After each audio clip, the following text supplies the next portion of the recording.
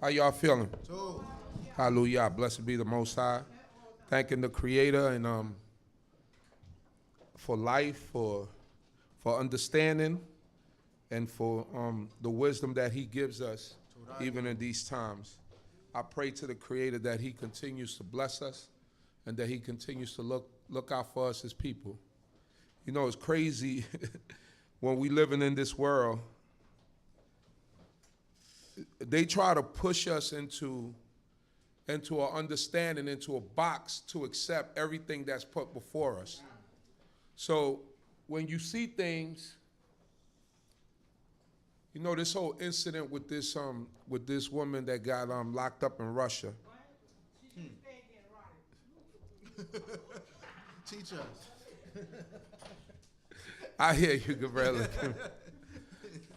But, and I'll leave it there because, you know, you got all types of bots and you got all types of stuff going on. And so last night the question was asked about what did I think about that whole situation. So, you know, I gave a scenario of governmentally that it was the you know, if you run in a government, whatever, and you making an exchange, that works out. You know, 1 for 1, you take one, you take the other. Because the Marine has been locked up for 10 years. The arms dealer been locked up for 10 years. The Marine been locked up for 4 years. If they wanted to make that trade, they would have made that years ago. So that wasn't what they were looking for. So, you know, if you run a government, that's the one that makes sense. But my personal feeling on it is that, you know, when you hear things like, and her wife, that sits strange with me because the laws of God don't allow us to say, and her wife. You say, and his wife, and her husband, but her wife automatically, you know, makes things unbalanced. And what they're pushing on us is that we have to accept this regardless of what. And that's not how it goes. We don't have to accept things regardless of what, because that's not the way that the Most High God made it. So people like us who don't accept these ways of lives that these people are living, we are ostracized and we're put in a corner to make it seem like we're going against the grain, when the majority of people in the world do not agree with this lifestyle. That's right. The majority of people in the world don't agree. That's a very small segment that tries to push it. All the reporters that you see on TV, 95% are liars. They just say what they have to say to keep a job. 95% of them are liars.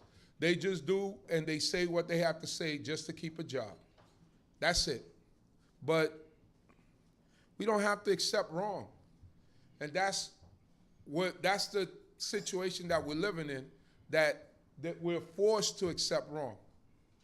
When you go to your jobs and you got, you know, people that live this lifestyle, you know, you do your job.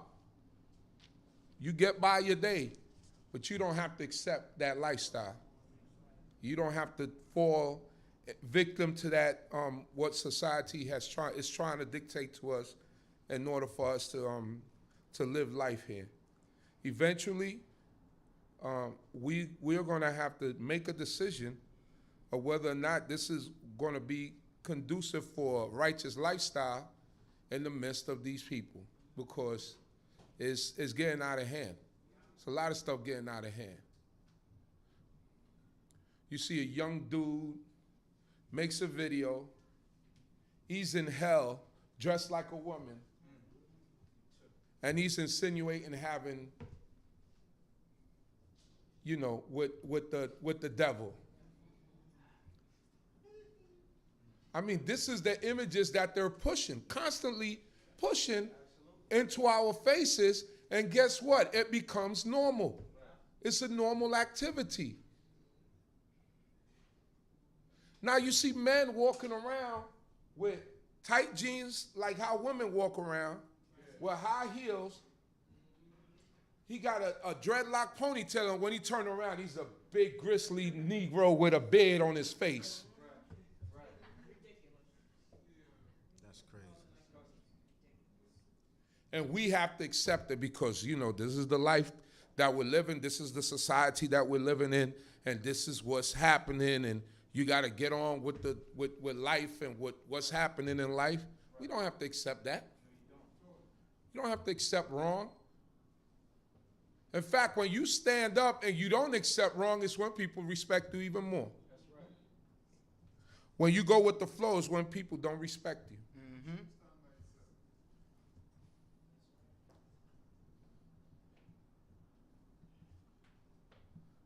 I remember I worked at a place, and there was one of these guys came working there, and we had to work.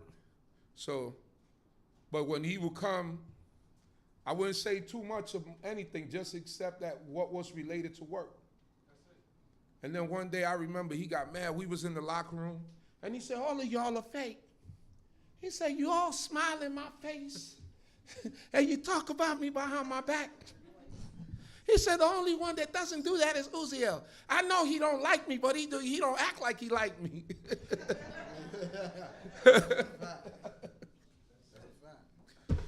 He had to respect that I don't act like I like you. You know what I mean?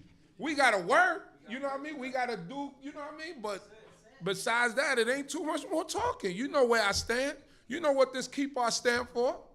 That's right. The kippah means a lot. The kippah keeps a lot of people, that keep a lot of people off, like, nah, you know what it is? He a little bit different. The kippah, do you celebrate Christmas? That's what kippah, when you don't have a kippah on, it said, Merry Christmas. You go, what you doing this Christmas? Right.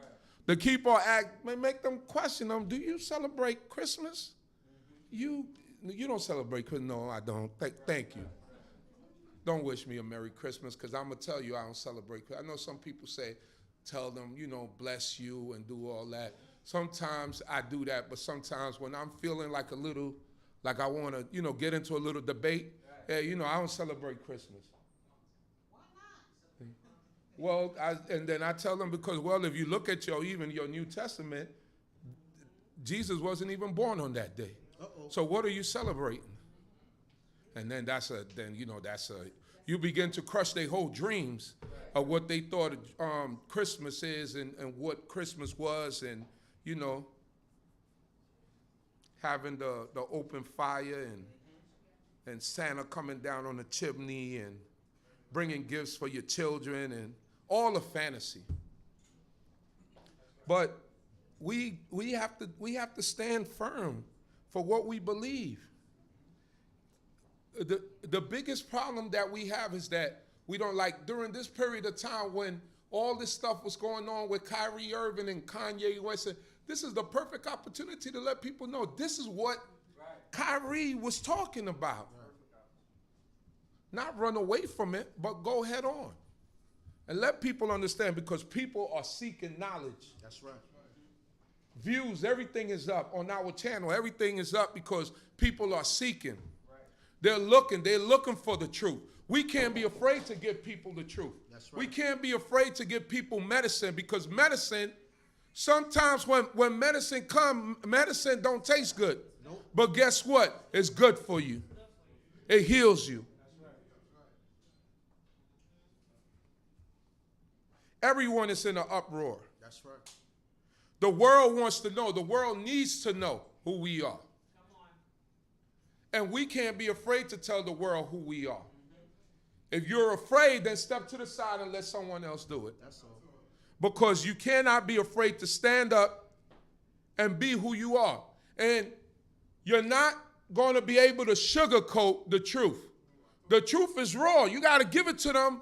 You know, when you give medicine, it's like when grandma used to give me that cod liver oil and all that stuff that I used to hate taking. She was like this.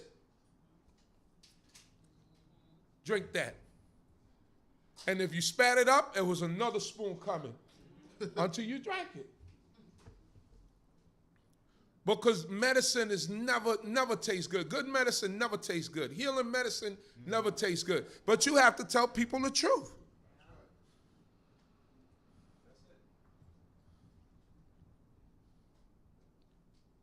If the world was filled with women, and there was only women in the world, and I would say in 100 years, there will be no more humanity. Because how can two women reproduce? If the world was filled with men, and only men, the world population will be destroyed within 100 years at least, because how can two men reproduce? Have you ever heard in a man's prison, a man getting pregnant? Never. In the history of men's prison, that has never happened. Now, women's prison different if you got male officers working there. And if you got in a man's prison, if you got female officers, you've heard of female officers getting pregnant by male. But in the population, in the pods, and in the cells, ain't no man getting pregnant. That means that that's not what the Most High God created for man to be with man or for women to be with women. So understand what you accept into your bosom, what you think is okay, what you think is permissible, what you think that you could finesse during these times and allow within your circle. Oh, it's all over this. It's in the cartoons, all over the cartoons. I mean, they just put it and it makes no sense. Oh, it's not even going with the plot in the cartoon. You just see two women walking, holding hands. I'm like, what's this? Like, that has nothing to do with the plot. It's just, they just throwing it in there. It's images. Images. It's just like the image. Don't you know that there were 10 cartoons that were banned forever because of the racist connotations that they had? Look it up on YouTube, the 10 cartoons that were banned forever. One of them depicted us eating watermelon. That's all we like to do, and we act like Sambos and like, it's a bunch of racist tropes. They had one on Japanese. This is during World War II when they propaganda against it. This is all coming from Walt Disney, Hanna-Barbera, the people that created Mickey Mouse, the people that created Bugs Bunny, all of these people, these are the people that gave the images to the world. Little Rascals, all of that. Episodes that were banned forever. They said, we can't show this stuff no more. So you see what's happening here? They had one cartoon, and the name of the town was called Lazy Town. And guess who all the people that lived in Lazy Town? It makes you laugh, but it's not funny. Because it's just the labels they put on us, and till this day, they think black people lazy. Till this day, this is one of the racist things that they say, we lazy, we don't like working, when the country was built on the backs of our ancestors. But we lazy. So I tell you, young men, young women, when you in school, let people know who you are. Make people understand who you are and who you serve. Being scared is not an option. Because if you're scared, then that means you won't be able to do the job. You'll be like one of those people that when you're facing adversity, you run the other way. You don't need that. You need to man up and stand up. Hallelujah. Hallelujah.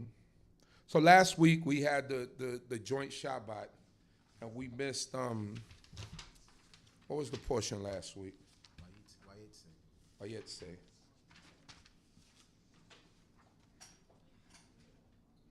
What are some of the things that we missed last week, Chief Mekul? Jacob married Leah and Raquel. All right, so we know that whole situation right there with Leah and Raquel, that Laban. You want to explain it more, right? So like you said, Laban was a dirty person. because our forefather Jacob worked for 7 years for Rachel. But on wedding night, he said, hey, we don't do it like that here. You know, we don't never marry the younger before the oldest. So you got to take the oldest. And if you give me 7 more years, you know, then you can have them both. So he had to end up working 14 years for Rachel, putting in all that time. And throughout all that period of time, his wages began to be changed. He began to, his own uncle began, his mother's brother began to do the trickery on him. But at the end of it, Jacob prevailed because Jacob's name means what? Supplanter. So Jacob always got a trick up his sleeve.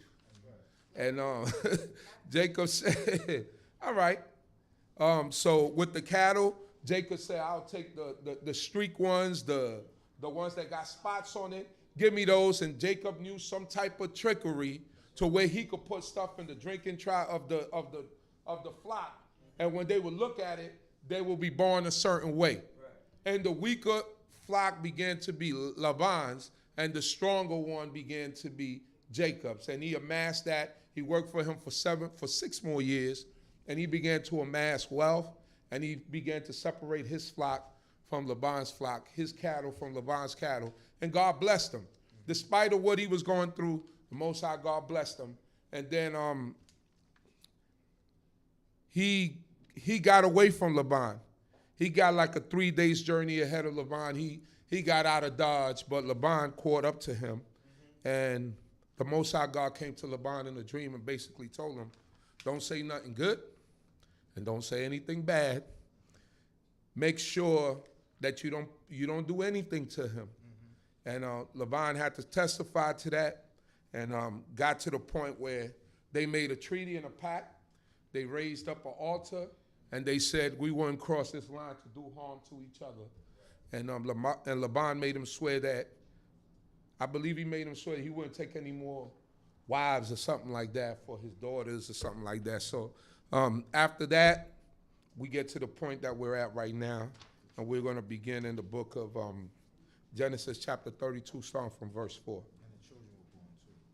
Right, and the children were born while he was down in, I believe that was Padan Aram. Let's go. We're in the book of Genesis, chapter 32, verse 4. Hallelujah. Now, this is not my portion. Chief Nathaniel Ben Levi is supposed to be here doing this portion. But I called him during the week. He wasn't going to be able to come here. I think I called him like on Thursday just to confirm that he was coming. He said he wasn't going to be able to make it. This portion right here, I would have had maps, travel, all types of, you know how I like doing it, maps and definition of names and all that. But because I had such a short notice, I didn't get a chance to prepare it. So we just going with the lesson, and I'll do my best to try to explain some of this stuff to you. And Jacob sent messengers before him to Esau his brother unto the land of Seir, the field of Edom. And he commanded them, saying, Thus shall ye say unto my lord Esau, Thus saith thy servant Jacob, I have sojourned with Laban and stayed until now. And I have oxen and asses and flocks and men servants and maid servants. And I have sent to tell my lord that I may find favor in thy sight. And the messengers returned to Jacob, saying, We came to thy brother Esau, and moreover he cometh to meet thee, and 400 men with him. And 400 men. So the last time Jacob and Esau saw each other, what was the circumstances of that last time they saw each other? Mika?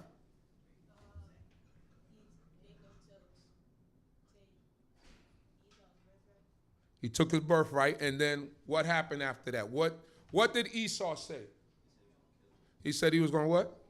He said he was going to kill him. He said once my father dies, right? Because Isaac was old and he couldn't see. So he said once my father dies, he said, I'm going to kill him. So Jacob's mother Rebecca said, listen, it's time for you to go back home. Go to my brother's house, to my father's house, and go over there and stay over there because your brother surely said that he would die. Now, when they thought Isaac was going to die, he didn't die. Right. He was blind for 20-something years, probably even longer. They thought he was going to be that he was going to die 20 years ago, and he did not die. So that just shows you the power and the strength that the Most High God has, that sometimes you think that you up out of here, and God gives you that strength to carry on. That's right. This is the God that we serve. Let us go. Then Jacob was greatly afraid and was distressed. And he divided the people that was with him and the flocks and the herds and the camels into 2 camps. And he said, if Esau come to the one camp and smite it, then the camp which is left shall escape. So he was afraid and distressed. Why? Because the last words that he heard Esau say was what? I'm going to kill him. Mm-hmm. That was the rumors that was going around. I'm going to kill him. So 20 years later, he's like, man, my brother's here. He coming with 400. You know, his servants come back and be like, he coming, and he coming strapped up with 400 men. He's not coming with women and children like to come greet us with his family. He coming with 400 men, and they got swords. Yeah. And he know the type of individual Esau is. Esau, remember, he was a hunter. That's how he got to steal his blessing, because Isaac said, go out there and hunt some of that venison that I like. And dress it and bring it to me so that I may eat, and that way give you a blessing. But Jacob, in his own mind, in his own human mind, he begins to have doubt, because sometimes we have doubt. He's a man. We get scared. I even heard Mike Tyson say one time, he said, if you don't go with some sort of fear into the fight, they say you liable to get knocked out, because you have to respect the opponent. If you think you're going to just walk through someone, it just doesn't happen that way, because that's a man also. I seen a guy knock a guy out with his eyes closed. You remember, who was it, Oliver McCall? He fought Lennox Lewis. I believe it was Lennox Lewis. The guy came into the ring crying. He was crying. We can't understand what was going on. He came into the ring. I believe it was Oliver McCall. He was crying. He was like crying tears, like he was going to his death. And he got into the fight, and it was in the middle of an exchange, and he closed his eyes. Bah! Lennox Lewis was laid out. Didn't get up. And he won. So you can't underestimate a person or think that a person is a pushover because you're bigger than them, because you feel that you're stronger than them. There'll be a little guy that knock you out. That's right. Be a little guy that knock you out. So fear is part of our lives. We're going to have fear, but the thing about fear is learning how to control it. Because you can't be so fearful to the point where you panic. You don't know what to do. You got to be able to think in the midst of things that are happening. So Jacob, being the supplanter that he is, he goes right into action. He said, well, now this is what I'm going to do. I'm going to separate all these things into different droves, and I'm going to send all these gifts to my brother. Because we understand from Tanakh that a gift do what? It blind our eyes. So whatever anger he might have had or he might have towards me, I'm gonna butter him up, as we say. Yeah, I'm gonna soften him so that whatever anger he might have had towards me, once he starts seeing these droves of gifts coming at him, he can't be have nothing but love for me by the time he see me. Let us go. Verse 10. And Jacob said, O Yah, my father Abraham, and Yah, my father Yitzchak, O Yehovah, who says unto me, return unto thy country and to thy kindred, and I will do thee good. And I will do thee good. So now, Jacob is going back to the Most High God and recalling to the Most High God the promise that the Most High God made to him when he was on his way to Laban's house. Let us go. I am not worthy of all thy mercy, and of all the truth which thou hast shown unto thy servant. For with my staff I passed over this Jordan, and now I am become 2 camps. And now I become 2 camps. So remember, when he saw the band of angels, he saw 2 camps. And that's why that place is called Machanaim, which means 2 camps. Let's go. Deliver me, I pray thee, from the hand of my brother, from the hand of Esau. For I fear him, lest he come and smite me, the mother with the children. And thou sayest, I will surely do thee good and make thy seed as the sand of the sea, which cannot be numbered for multitude. Number for multitude, And he lodged there that night and took of that which he had with him a present for Esau his brother, 200 she-goats, 20 he-goats, 200 ewes and 20 rams, 30 milk camels and their coats, 40 kine and 10 bulls, 20 she-asses and 10 foals. And he delivered them into the hand of his servants, every drove by itself, and said unto his servants, Pass over before me, and put a space betwixt drove and drove. And he commanded the foremost, saying, When Esau my brother meeteth thee and asketh thee, saying, Whose art thou? And whither goest thou? And whose are these before thee? Then thou shalt say, They are thy servant Jacob's. It is a present sent unto my Lord, even unto Esau. And behold, he also is behind us. And he also is behind us. So I just want to go back, and I'm going to read it myself. You don't have to go there. Genesis chapter 28, verse 12, verse 10, and it reads, And Jacob went out from Beersheba and went toward Haram. And he lighted upon the place and tarried there all night, because the sun was set. And he took one of the stones of the place and put it under his head, and lay down in that place to sleep. And he dreamed, and behold, a ladder set up on the earth, and the top of it reached to heaven. And behold, the angels of God ascending and descending on it.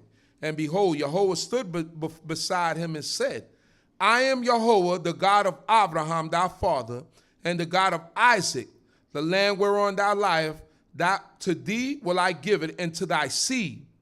And thy seed shall be as the dust of the earth, and thou shalt spread abroad to the west, to the east, and to the north, and to the south.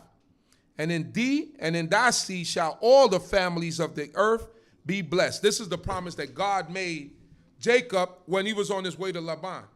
So now, in the midst of Jacob being scared, he's recounting all the things to God in his prayer that he made him a promise. He said, well, how can you confront me with this man that you know wants to kill me when you promised me already that you will multiply me and prosper me? You already promised me, Lord, so please don't let it happen the way that I'm feeling inside. He was scared. He was scared, but he went into action. You see, being scared doesn't mean that you panic and you stop. Being scared means that you go to God and then you go into action. Right. Put the work in. He had to put the work in order for God to see that he's you know what? He's trying.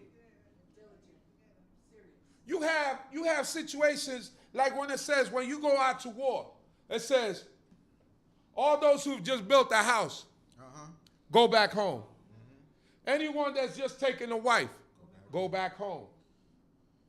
Anyone that just planted a vineyard, go back home. And anyone that's fearful, go back home. Fear and being and just being and having a little bit of doubt or a little bit of butterflies is two different things. Fear is when something happens, you freeze, you chatain on yourself, and you just can't move. That's, you get it frozen. You get into total shock and fear, right? But you have people that, yes, their adrenaline start flowing. They might have a little bit of, apprehension, but they know how to move and they know how to act. They hear them bullets flying, they get down. You got people hear bullets flying and they just freeze up. They don't know what to do. You got people that, you see videos, people aiming weapons at people, and you see some people knock people's hands out the way, learn how to grab somebody's hand, twist it, get weapons out of people's hands, and you got people that run. And when they run, they get shot in the back. So fear will lock you or make you run or make you do certain things. And that's why God said, he said, because you might cause your brother to be fearful. Because you like this, oh, I'm out. That happened, it's a funny story. When I was in high school, I used to go to Park West High School. And we used to be at war with Princeton High School. Park West is on this block, Graphic Arts, Princeton High School is on the next block. They used to stagger our times to go out like 45 minutes apart, because if they let us all out at the same time, it would be wars. Like World War III will break out. That's just what it was. You know, so one day within the high school itself, Park West, something happened with the Dominican brothers. And all I know is that the school went up in smoke. They started burning bullets. And one of them got cut in the face. That's what happened. And they just went crazy. They went berserk. But I was on the basketball team, and we were the basketball team. So the basketball team got together, like, we're going to leave together. Now, me being born in Panama, I was cool with some of the Dominican cats, you know. I know Spanish, they know Spanish, and I was on the baseball team. So as we walking up 50th Street, it seemed like the whole of, what's that neighborhood that, Washington Heights was coming down 50th Street. But I know some of the guys because I played baseball with them. So I'm telling the guys that with me, relax, don't run. It's not us. They not after us. But if you run, they're going to catch wreck because you're running. And why are you running? So I'm like, just walk. Let's just keep walking. They coming. And it's the Charles Barnhart, I'll never forget. Pew, he took off. Then everybody took off. At this point, I'm like, oh, I got to run with these cats because they're going to kill them. These guys got machetes. These guys got all type of stuff going on. And I'm like, oh, I can't keep running, man. So I stopped. So I see one of the guy's name was Alejandro. I said, so I started speaking to him. I saw Alejandro. Blah, blah, blah. He's like, but why y'all ran? That's the first thing he said. Why y'all ran? He said, y'all shouldn't have ran. He said, we here with a bunch of dudes that don't even know y'all. If y'all start running, you're going to, because everybody split up. They did my man Darnell dirty, but I couldn't help him. He ran into a restaurant. They ragged him. And I was like, you just got to take that one. I can't help. I told y'all not to run. What I'm going to do, fight with 50 dudes? You got they spared everybody else. You shouldn't have ran into that restaurant. But the moral of the story is that you can't be so panicky that you can't think under pressure. You can't be so panicky that when things are before you, you don't know how to react. You got to know sometimes how to bluff too. That's what Jacob is doing here. He's doing a lot of bluffing. You got some dudes that know they'll bluff you. They'll bluff you till the end. So Jacob over here, he's pulling all the cards. He's doing the 3-card Monty. He's doing everything to his brother just to trick him. Just to make him feel like, my Lord. And you're going to hear how Jacob going to begin to talk to him. Let's go. Verse 20. Verse 20. And he commanded also the second and the third and all that followed the drove, saying, in this manner shall ye speak unto Esau. When you find him, and ye shall say, moreover, behold, thy servant Jacob is behind us. Thy servant Jacob. Now, God said that the elder shall do what? Serve the younger. But Jacob is switching that right back up. He said, thy servant Jacob. That's all game. Let's go. For he said, I will appease him with the present that goeth before me, and afterward I will see his face. Peradventure he will accept me. He said, I will appease him. That's what we spoke earlier where it says that a gift doth do what? Blinds the eyes. Jacob knew the power of giving him gifts and putting it in droves and knowing how to appease him. Now, Jacob was able to give all these 200s of this and 20 of that. How much did Jacob have? Sure. Milk camels and 200 goats and sheep. And if Jacob was able to give all that up, how much did he have? Just think about how rich he was and how rich he became in 20 years with someone that tried to get over on him. That's right. Because for the first 14 years, he wasn't gaining anything. Because remember, he said he kept switching his wages. And it wasn't until the last 6 years that he was able to get his own wealth. And how did the Most High God cause him to abound with riches and with wealth and all those things? In 6 years? So think about us and what we could get from the Most High God in 6 years. Because the blessing of Jacob lived through us today. The blessing of Abraham, Isaac, and Jacob lived through us today. So we could get those same blessings. All we have to do is strive in righteousness, and the Most High God will bless the works of our hands, because he blessed our forefathers. He's saying, these shall be the blessed. He's saying, those that bless you shall be what? Blessed. And those that curse you shall be what? Cursed. So we are blessing, and we are living and walking blessing. Amen. We are a living and a walking blessing. All we have to do is hit that combination. I keep telling y'all, we keep talking about them Europeans, but they hit that combination every day. They hit it every day. We don't. That's the difference. You start hitting that combination, blessings upon blessings shall come upon you. The Most High God will bless us. He did it for our forefathers. Jacob left with nothing. His father was a multi-billionaire. Isaac was a multi-billionaire. Why? Because Abraham was a multi-billionaire. But he left with nothing. He came back a multi-billionaire. So what that tells you, we are the walking blessing. We are the walking blessing. You don't need money. You can start something from nothing, and the Most High God will prosper you. But what is it that you're doing? What is it that we're doing in our lives that the Most High God won't allow that blessing to come to us? Those are the things that we have to look at. We know that there are certain clues. Feed the poor and the needy. Honor your parents. Those are clues. That's part of the combination. Let us go. So the present passed over before him, and he himself lodged that night in the camp. Verse 23. And he rose up that night and took his 2 wives and his 2 handmaids and his 11 children and passed over the ford, even the Yabok. And he took them and sent them over the stream and sent over that which he had. And Jacob was left alone. And there wrestled a man with him until the breaking of the day. And when he saw that he prevailed not against him, he touched the hollow of his thigh.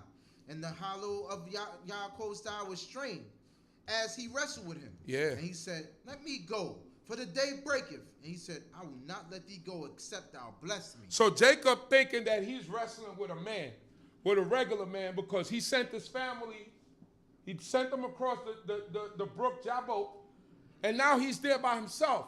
So now a man appears, what he thinks is a man, and he begins to wrestle with him. Now, this is also an example of life. Jacob's life in some of our lives, it's a struggle. It's like a wrestling match. You got ups and downs.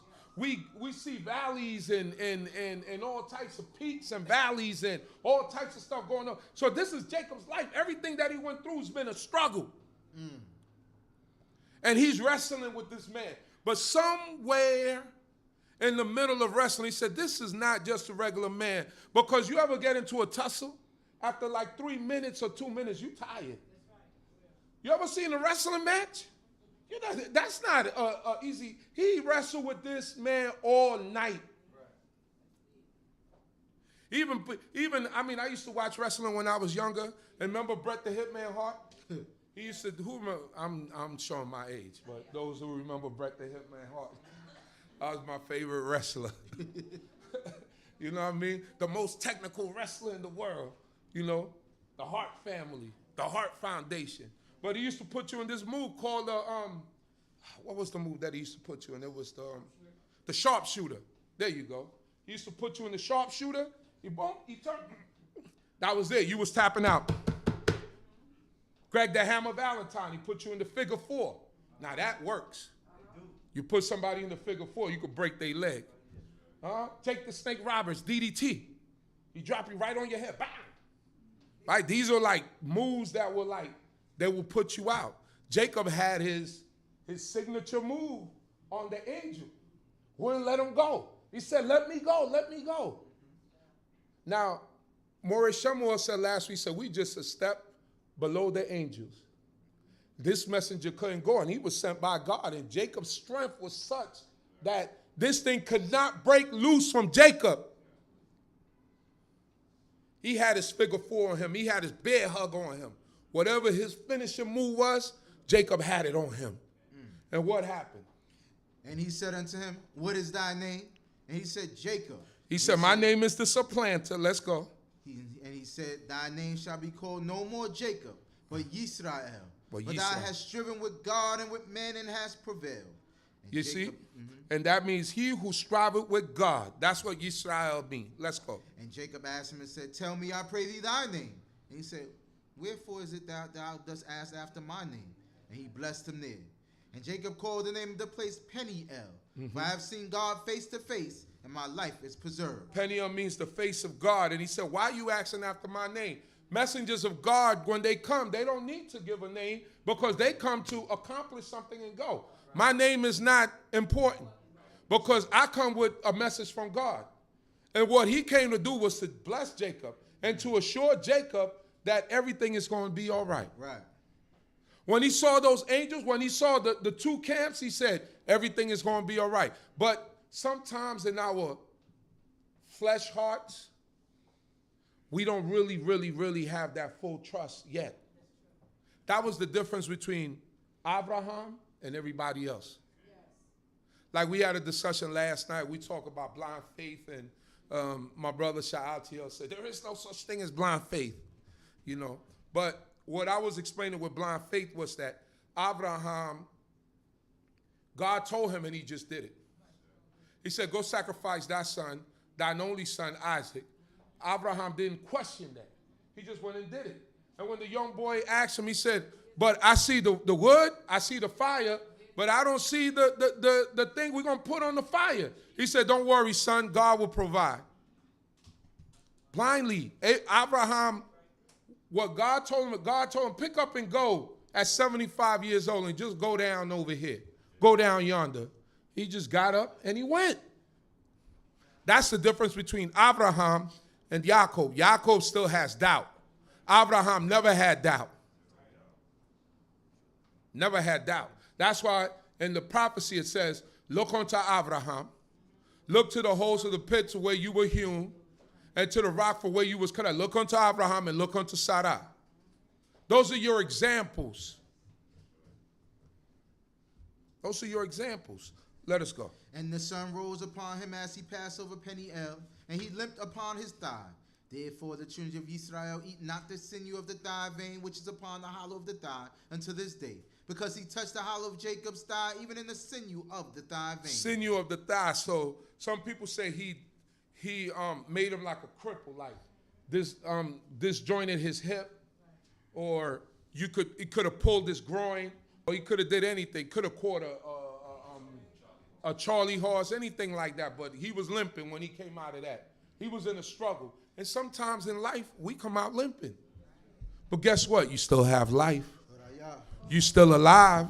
So if you're still alive, you can still say what? Hallelujah. And torah YAH. Because wounds heal. They got therapy for that stuff. You could even get a new hip. You could get new knees. Heck, you could get new teeth. Hey, they give you the permanent ones. If you want to spend a little bit extra, they put a little rod down into your gums, and then they put the tooth right on top of it, permanent. So you could, cosmetically, you can always come back. A life, you only got one life to live. You only got one life to live. Let us go. Chapter 33, hallelujah. Hallelujah. And Jacob lifted up his eyes and looked, and behold, Esau came, and with him 400 men. And he divided the children unto Leah and unto Rachel and unto the two handmaids. And he put the handmaids and their children foremost, and Leah and her children after, and Rachel and Joseph hindermost. And he himself passed over before them and bowed himself to the ground 7 times until he came near to his brother. And Esau ran to meet him and embraced him and fell on his neck and kissed him, and they wept. And he lifted up his eyes and saw the women and the children and said, who are these with thee? And he said, the children whom Yah have graciously given thy servant. So he saw his brother for the first time in 20 years. And when his brother saw him, he cried and he embraced him. That's right. So all that fear that he had that his brother was going to put his hands on him was out the door, because it said time heals wounds. He was upset. He wanted to kill him. But that was a reaction at that time. Esau is going through his own struggles. So now, to see a familiar face is what brings him joy. That's my brother. Even if I had some ill some ill in my heart towards my brother, all that has dissipated because now I'm seeing my brother.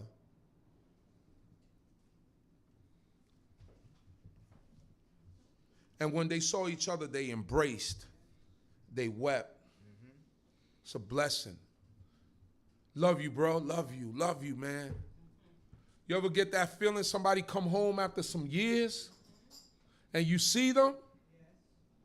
Man, you be like, man, I never thought I was going to see you again. That's a real feeling. Let's go. Then the handmaids came near, they and their children, and they bowed down. And Leah also and her children came near and bowed down.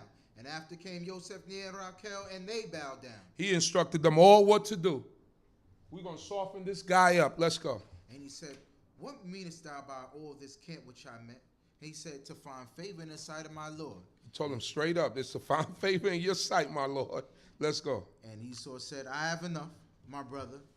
Let that which thou hast be thine. And Jacob said, nay, I pray thee, if now I have found favor in thy sight, then receive my present at my hand, for as much as I have seen thy face, as one seeth the face of God. Man, he's Thou really wast pleased buttering with him. You see that? As I've seen the face of God. So a lesson that we learned here, and Chief of Chiefs was the one that taught me this lesson. Sometimes we do things and a blessing comes from the Creator and we refuse the blessing. So Esau didn't want the stuff that Jacob, he said, you don't have to give me all this stuff. He said, no, this is for you, right? This is almost like penitence, or almost like I'm giving you this for what I did to you. So you have to learn how to receive sometimes.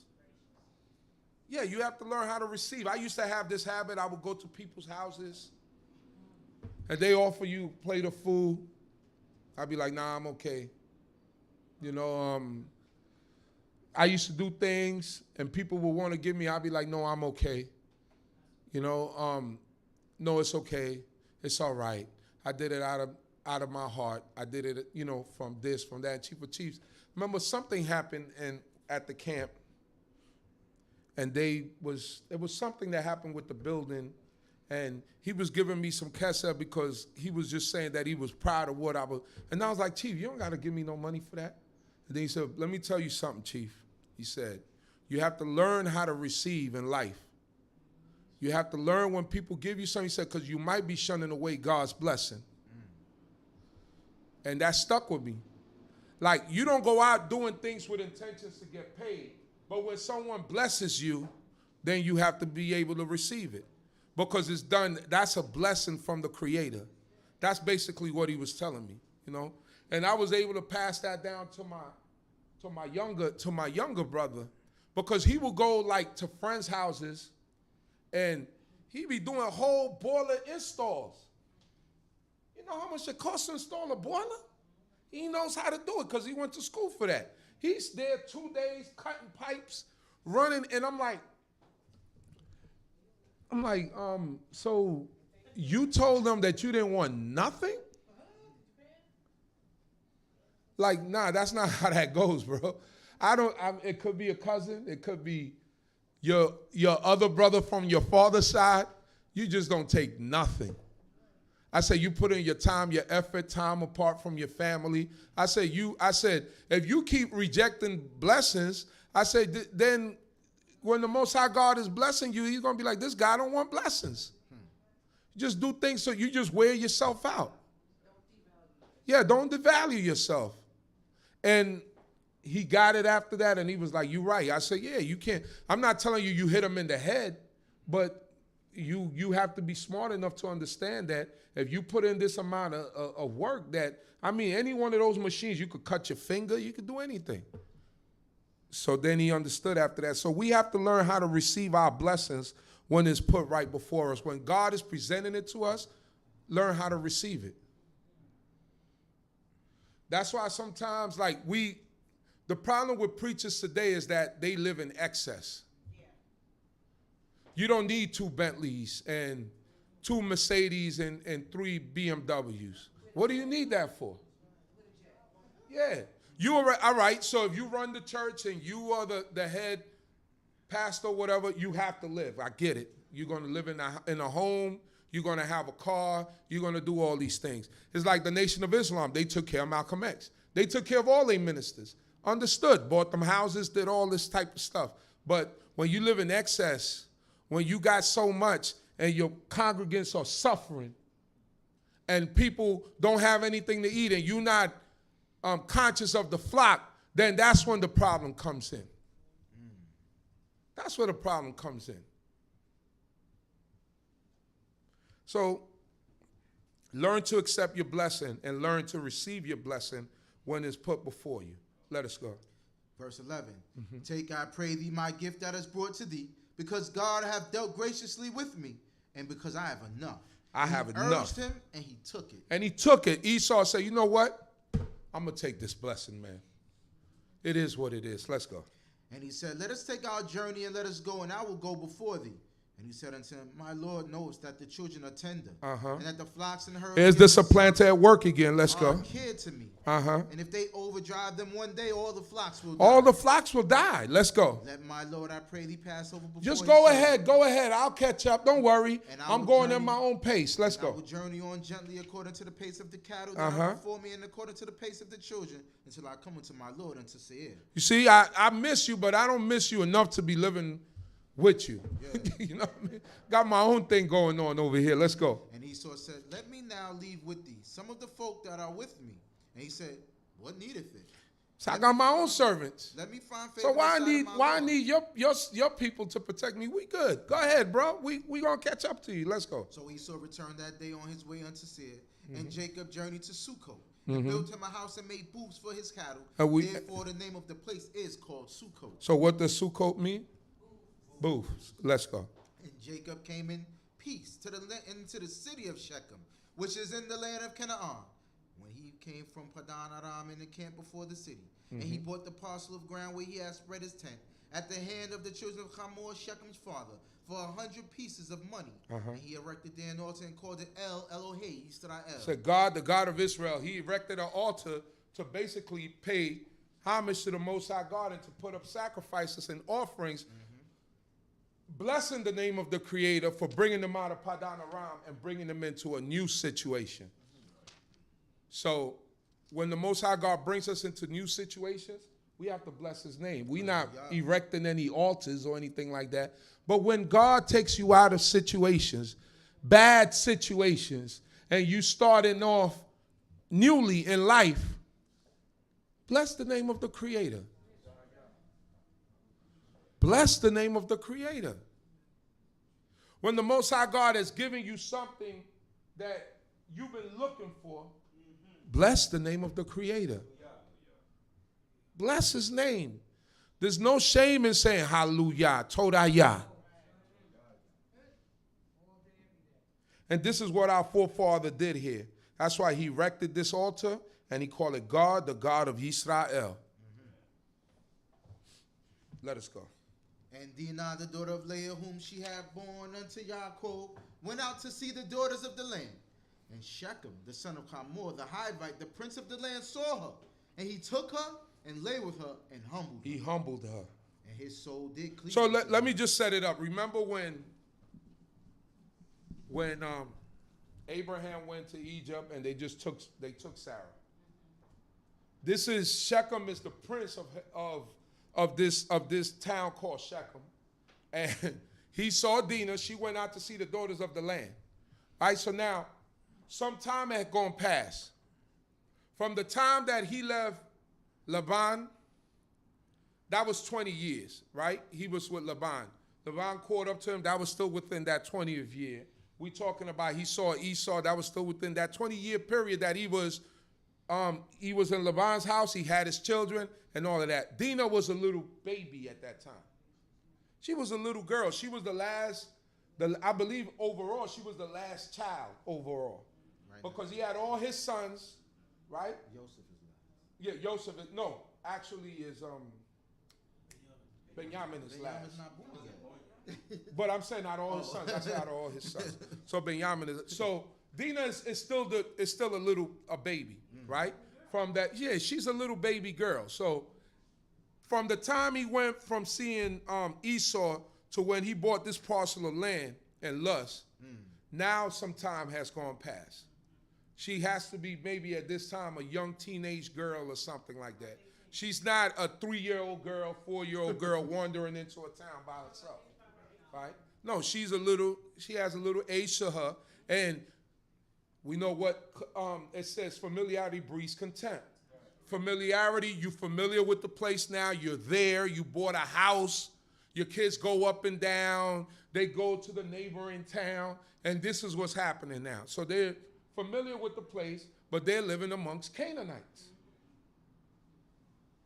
So she wanders, she gets a little bit older, and she wanders into this place, and the prince of that place see her and snatch her up, and he lays with her. So now,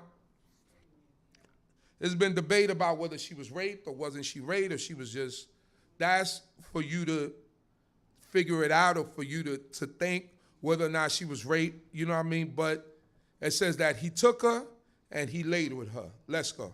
And his soul did cleave unto Dinah, the daughter of Jacob, and he loved the damsel and spoke comfortingly unto the damsel. And Shechem spoke unto his father CHOKMAH, saying, Get me this damsel to wife. Now Jacob heard that he had defiled Dinah his daughter, and his sons were with his cattle in the field. And Jacob held his peace until they came. And CHOKMAH, the father of Shechem, went out unto Jacob to speak with him.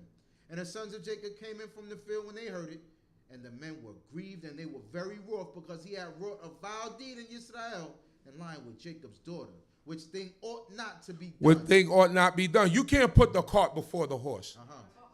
The thing has to be done in order and righteously.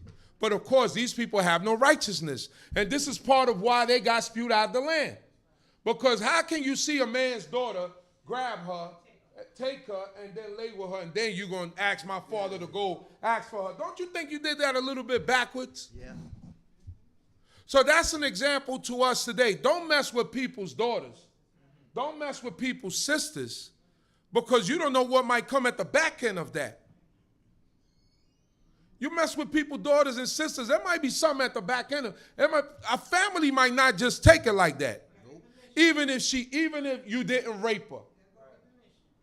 Even if you didn't rape her, because you have no right to violate somebody's daughter living in their parents' house or out their parents' house. You have no right.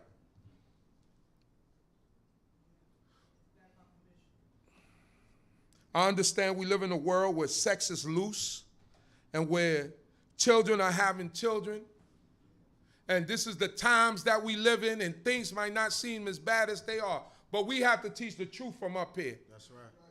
You stay away from people's daughters because you wouldn't like it to be done to your sister. That's right. Your hormones is raging wild. You going crazy. You want to do something to somebody's daughter. Just think about somebody doing that to your little sister. These are things we don't think about. That's right. So there was no respect here. There was no respect, so the brothers is fuming. That's their only sister. Mm-hmm. And there's 12 of them. Oh, at this point, it's only 11 of them. And they are fuming. Like, this? Really did that? Yeah. Okay. The people they've been running away from. And this is who did it to our sister. Let's go. And CHOKMAH spoke with them, saying, The soul of my son Shechem longeth for your daughter. I pray you longeth, to him to wife. Yearns for her. Let's go. And make ye marriages with us, and give your daughters unto us, and take our daughters unto you. Mm-hmm. And ye shall dwell with us, and the land shall be before you. Dwell and trade ye therein, and get you possessions therein. And Shechem said unto her father and unto her brethren, Let me find favor in your eyes, and what ye shall say unto me, I will give. Ask me never so much dowry and gift, and I will give according as ye shall say unto me. So whatever you all ask of Shechem, the guy who did the deed now, they said, whatever you asked us for, we will do. Whatever the deed may be, you tell us to jump off the cliff, we'll do it. His nose is wide open for the girl, but You did the things the wrong way. Let us go. But give me the damsel to wife. But give me the damsel. Whatever you ask me, I will do. But just give me that young damsel to wife. Let's go. And the sons of Jacob answered Shechem and CHOKMAH his father with guile. Uh-huh. And spoke because he had defiled Dinah their sister, and said unto them, we cannot do this thing to give our sister to one that is uncircumcised. You uncircumcised. Let's go. For that were a reproach unto That's we get circumcised on the 8th day after our children are born. Our male children are born. Let's go. Only on this condition will we consent unto you, if you will be as we are, that every male of you be circumcised. Then will we give our daughters unto you, and we will take your daughters to us, and we will dwell with you, and we will become one people. But if you will not hearken unto us to be circumcised, then will we take our daughter, and we will be gone. We will be gone. And their words pleased CHOKMAH and Shechem. He said, that's not, and us getting circumcised, that's nothing. Let's go. And the young man deferred not to do the thing, because he had delight in Jacob's daughter. Say he didn't hesitate in doing the thing because he loved and delighted in Jacob's daughter. He loved Dinah. His nose was wide open. So I'm going to go and I'm going to get circumcised. But look at what he does. And he was honored above all the house of his father. And CHOKMAH and Shechem his son came unto the gate of their city and spoke with the men of their city. They spoke to all the men of the city and said what? These men are peaceable with us. They peaceable. They all right. They easy going. Let's go. Therefore let them dwell in the land and trade therein, for behold, the land is large enough for them. Let us take their daughters to us for wives, and let us give them our daughters. Only on this condition will the men consent unto us to dwell with us, to become one people. If every male among us be circumcised as they are circumcised, shall not their cattle and their substance and all their beasts be ours? And only let us consent unto them, and they will dwell with us. They thought that they thought wrong. if we make this treaty with these people, we are going to consume them into our society. Yeah, we are going to consume them into our society. So being circumcised is not really that big of a deal if this is what's going to be the outcome of it, because they're going to become us, not us becoming them. But the sons of Jacob had a pleasant surprise for them. Let us go. And unto CHOKMAH and unto Shechem his son hearken all that went out of the gate of his city. And every male was circumcised, all that went out of the gate of his city. And it came to pass on the 3rd day, when they were in pain, that 2 of the sons of Jacob, Shimon and Lewi, Dinah's brethren, took each man his sword and came upon the city unawares and slew all the males. They had the same mother. Simeon and Levi and Dinah had the same mother, right? They said her brethren came upon the city while they were sore on the 3rd day. Now, if you ever been circumcised as a young man or as an adult, I was circumcised as a young man. You are in pain. When those medications wear off, that 2nd, that 3rd, 4th, 5th, you in pain. You in pain. Because the stitches, it's all type of stuff going on. You know what I mean? And these guys are in pain. They are immobile. You don't want nothing brushing up against that. You don't want none of that going on. So they can't move freely the way that they want to. Because when you go to war, you got to put on a loincloth in order to, it's like a jock strap when you go play sports. You got to have something to hold it up because it can't be flooded. You could get damaged. But they can't do anything. So Simeon and Levi went out through the whole city and killed all the males. That's the anger and the rage that they had, because you took our sister without asking us, which such thing ought not be done. That's right. Let us go. And they slew CHOKMAH and Shechem his son. They killed him and his son. Let's go. And took Dinah out of Shechem's house and went forth. The sons of Jacob came upon the slain and spoiled the city, because they had defiled their sister. They took their flocks and their herds and their asses. It's called the spoils of war. Let's go. And that which was in the city and that which was in the field. And all their wealth and all their little ones and their wives took they captive and spoiled, even all that was in the house. Right. And Jacob said to Shimon and Lewi, ye have troubled me to make me odious unto the inhabitants of the land, even unto the Canaanites and the Perizzites. And I, being few in number, they will gather themselves together against me and smite me, and I shall be destroyed, I and my house. And they said, should one deal with our sister as with the harlot? Simple question. So you okay with them dealing with our sister as a harlot? Jacob had no answer. Jacob, once again, he's going back to being worried.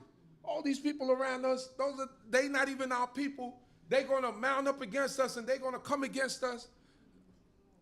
But the Most High God just showed you two camps, Jacob, a few years back. Have a little bit more faith.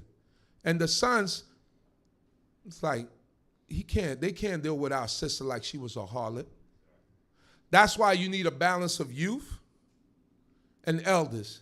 Because sometimes youth, their ears is to the street a little bit more. So they might know how to deal with a situation a little bit better than you can. You come and be like, Abba, you can't deal with that like that no more. This is what you have to do.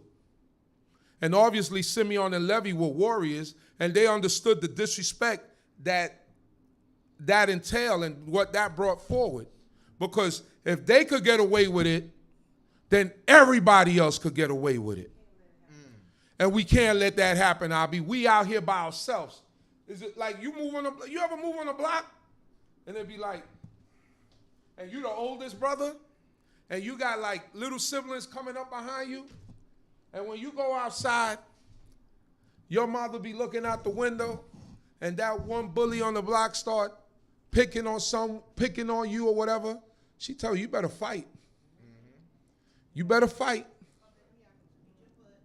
You better fight. Don't come back in here crying. Now, you going to fight him or you going to fight me? Which one is going to be? So they had to set it down. It was violent, but they had to set it down to set an example for all the other people around to think that we're not sweet like that. And you don't think that you're going to take our daughters and you're going to take our sisters and take our women and do whatever you want to do with them. Right. And Jacob just say who? He didn't say anything else after that. He just had to go with the punches at this point. Let us go. Chapter 35. Hallelujah. Hallelujah. And God said unto Jacob, Arise, go up to Beit El and dwell there, and make there an altar unto Yah, who appeared unto thee when thou didst flee from the face of Esau thy brother. Then Jacob said unto his household and to all that were with him, Put away the strange gods that are among you, and purify yourselves and change your garments. This part of the Tanakh always seems strange to me. Why would, so you mean, Jacob, you was walking around with all these people that were praising false gods and were idol worshipers? That at this point, now you're saying, hey, I'm going by Abi's house, you know what I mean? So to make sure you hide all the trinkets and all the amulets and all of the little idols that you have, please hide them. You know what I mean? Because I don't want to, embarrass myself. I don't know what Jacob was thinking of, but at this point, he basically told the people, get rid of all these things, hand them over to me so I could get rid of them. Let us go. And let us arise and go up to Beit El, and I will make there an altar unto Yah, who answered me in the day of my distress and was with me in the way which I went. Yeah, Beit El was the first place where he stopped, where I read earlier, Genesis chapter 28, where you see the angels ascending and descending. Let's go. And they gave unto Jacob all the foreign gods which were in their hand, and the rings which were in their ears. And Jacob hid them under the terebinth which was by Shechem. By Shechem. Before he left Shechem, he hid them there, because he knew he wouldn't come back there. Let's go. And they journeyed, and the terror of God was upon the cities that were round about them. And they did not pursue after the sons of Jacob. So God put the terror within the other cities so that they wouldn't pursue Jacob. Sometimes the Creator does that. Man, he put the fear on other people and said, man, don't mess with those people. Those people, don't mess with them. And that be the Most High God doing that. It don't be the power of our own hands. It be the strength of the Creator. Let us go. So Jacob came to Luz, which is in the land of Canaan, the same as Beit El, he and all the people that were with him. And he built there an altar and called the place El Beit El, because their God was revealed unto him, and he fled from the face of his brother. And Deborah, Rebekah's nurse, died, and she was buried below Beit El under the oak, and the name of it was called Alon Bakut. Alon Bakut. So El Beit El is God of Bethel, and Alon Bakut is the oak of weeping, because that's where they buried Deborah, Rebekah's nurse. So she must have been a good woman, because she got a mention here she got recognized here in the Tanakh. Let us go. And Yah appeared unto Jacob again when he came from Padan Aram and blessed him. And Yah said unto him, Thy name is Yaakov. Thy name shall not be called any more Yaakov, but Yisrael shall be thy name. So the Most High God now solidifies it from what the angel told him to now. Now God is telling him, say, your name should not be Yaakov anymore, but your name shall be Yisrael. Let's go. But Yisrael shall be thy name, and he called his name Yisrael. And Yah said unto him, I am Yah Almighty. Be fruitful El Shaddai. and multiply. Multiply. Now he's calling the blessing upon our forefather Yaakov. We're supposed to be fruitful and multiplying. That's what we're supposed to do. We don't follow the traditions of these people. Right. We have babies. Yes, sir. Yeah, babies. Let's go. A nation and a company of nations shall be of thee, and kings shall come out of thy loins. And the land which I gave unto Abraham and Yitzchak to thee, I will give. Say, kings shall come out of your loins. We got David. We got Saul. We got Solomon. We got good King Josiah. And the list goes on. They all come out of this man's loins. Let's go. And to thy seed after thee will I give the land. And Yah went up from him in the place where he spoke with him. And Jacob set up a pillar in the place where he spoke with him, a pillar of stone, and he poured out a drink offering thereon and poured oil thereon. He poured oil thereon. Let's go. And Jacob called the name of the place where God spoke with him Bethel. Bethel. And they journeyed from Bethel, and there was still some way to come to Ephrath. And Rachel travailed, and she had hard labor. And it came to pass when she was in hard labor that the midwife said unto her, Fear not, for this also is a son for thee. This also is a son for thee. And it came to pass as her soul was in departing, for she died, that she called his name Ben-Oni. The son of my sorrow, she called him. But his father called him Ben-Yamin. The son of my right hand. His father called him the son of my right hand. Let us go. And Rachel died and was buried in the way to Ephrath, the same as Bethlehem. And Yaakov set up a pillar upon her grave. The same is the pillar of Rachel's grave unto this day. So there's always a question as to why Rachel wasn't buried in the cave of Machpelah, because she died along the way. On a journey. On a journey. So they didn't have time. They couldn't gather that. They didn't have embalming fluid to preserve the body and do all that stuff. So she had to be buried right where she was at. That's why she got buried there. But Jacob, that was his baby girl. He put a monument, he put a stone there to remember, and for everyone to remember that this is where she was buried. Rachel, let's go. And Yisrael journeyed and spread his tent beyond Migdal Eder. And it came to pass while Yisrael dwelt in that land that Reuben went and lay with Bilhah, his father's concubine. And Yisrael heard of it. You heard that? Reuben laid with his father's concubine. This is why Jacob's life was just full with misery and all types of stuff. I mean, my eldest son is sleeping with one of my wives. His brother's mother. So it's like, how are your brothers looking at you? Reuben, what about, did you consider your brothers? Did you consider your father? Did you consider everything? Did you consider that this woman helped to raise you up probably? And what was going through her mind? That she's laying with this man. Right. But it shows you that as Israel, all types of stuff happens within the midst of us. These are the confusing things that happen that sometimes we cannot explain in our lives and our families, and we can't understand why this is happening to me. It happened to Jacob. So why wouldn't it happen to you? I'm not saying that these things are right, but what I'm saying is life, and things are going to happen. The thing is how we deal with those things after they happen. That's why we got laws, statutes, commandments, judgments, so that we deal with those things.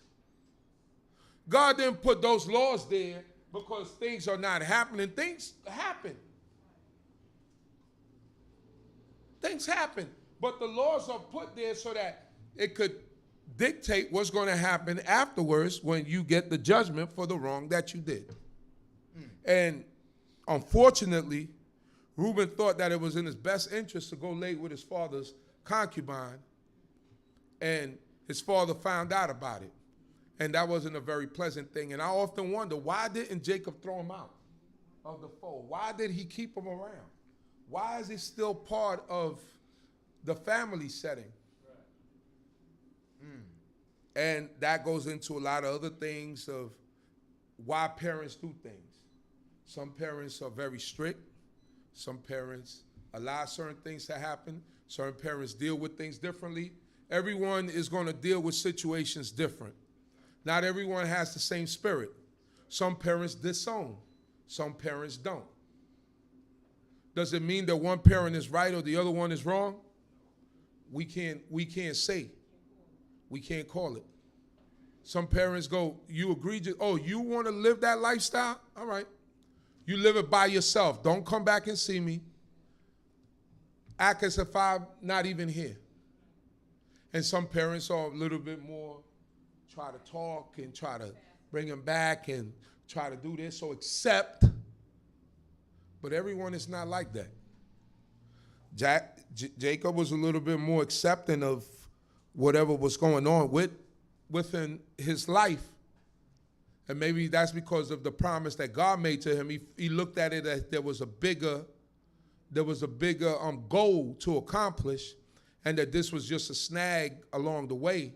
But this was an egregious act. Let us go. Now the sons of Jacob were 12.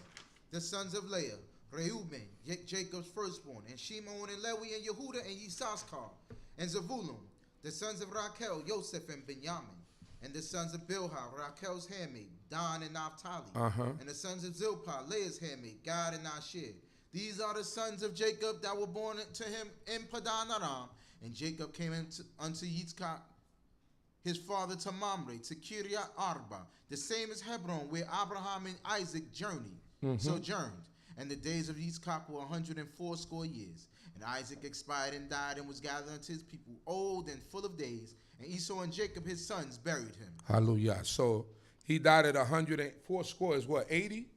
180 years.